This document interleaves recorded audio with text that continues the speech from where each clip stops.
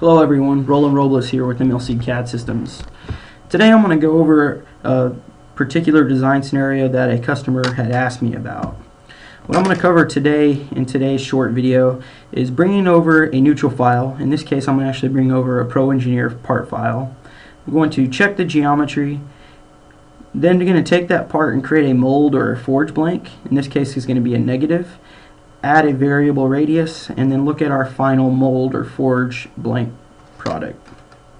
So the first thing I want to do is bring over a Pro Engineer or a neutral file. So to do that in SolidWorks, we would go to File, Open. We're going to navigate to where our neutral file is. In this case, I'm going to filter out the file types so that way I can see only Pro Engineer files. And I'm going to select the file I want to bring in, and then I'm going to hit Open. Now when you bring it open, we have some options. I want to take this part and actually bring it in to a SolidWorks part. So I'm going to choose Import Geometry, and I'm going to make sure that Try Forming Solid Models is checked. So that way it'll actually turn it to a solid piece of geometry. If I wanted to, I could import other information from our Pro E system, but in this case I just want the geometry. So I'll say OK. What you'll notice is it's processing the Pro E file and turning it to a SolidWorks file. Now the very first thing we want to do is come over here to our design tree and right click on this guy and choose Import Diagnostics. What this does is it checks the geometry to make sure that all the geometry came in cleanly, and if it didn't, which in this case we have one little bitty face that needs some cleanup, give us the ability to heal it. So I'm going to choose Attempt to Heal All. And what it does is SolidWorks analyzes it and says, yep, all the data is good to go, so there's no more faulty faces or gaps. We see 0, 0. Now we can say OK. At this point, what we'll do is take our Pro E file and turn it into a negative, so that way we can create like a mold or a forge. In this example, what I'm going to do is I'm going to just encase my existing part with the piece of material. So I'm going to draw a square around the entire part, and then we're going to extrude this square in both directions a value of 2.5 inches. So that way my part that I just read in from Pro E is completely enclosed. Now I'm going to turn on what we call the multi-body modeling. To do that, I'm going to uncheck mark this option called Merge Result. And what that gives us is it gives us two solid bodies in our tree. So we can see my original and then now the chunk of material that's outside of it. From this point I want to go ahead and create a negative. So I'm going to use a tool called Intersect. Now what Intersect does is it gives us the ability to take these two bodies and actually remove one from the other. This is a traditional Boolean function. So I see two regions, and when I'm done I'm going to go ahead and hit the green check mark.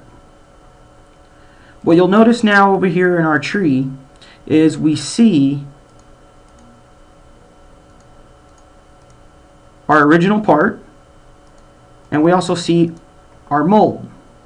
In this case, the mold, if we section this out, is right in the middle, a negative of our beginning.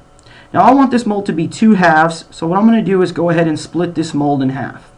To do that, I have the front plane that is bisecting this guy right here in the middle.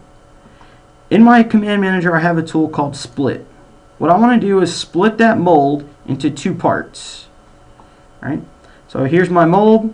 I want to go ahead and get the top, and I would also like to split to get the bottom.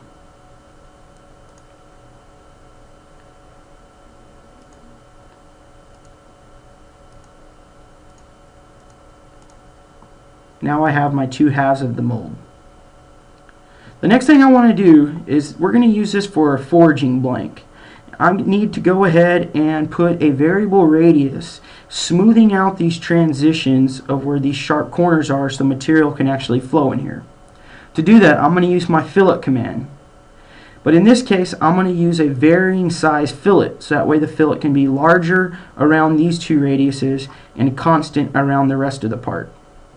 To do that, I'm going to come over here and right click on this guy, and I'm going to say select tangency.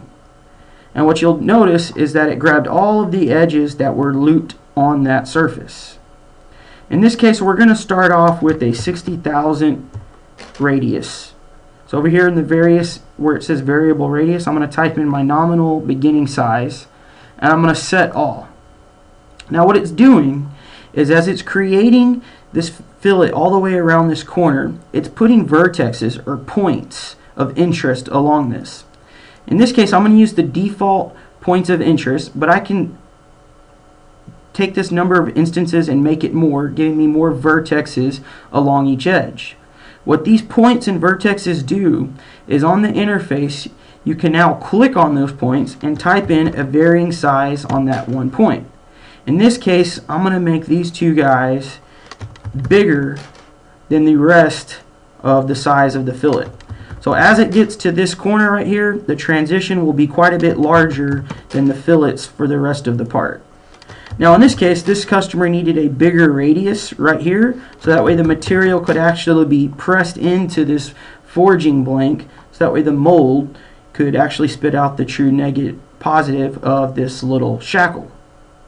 Once I've set the varying size of the fillet along each vertex, I simply hit the green check mark, and there is my varying size fillet.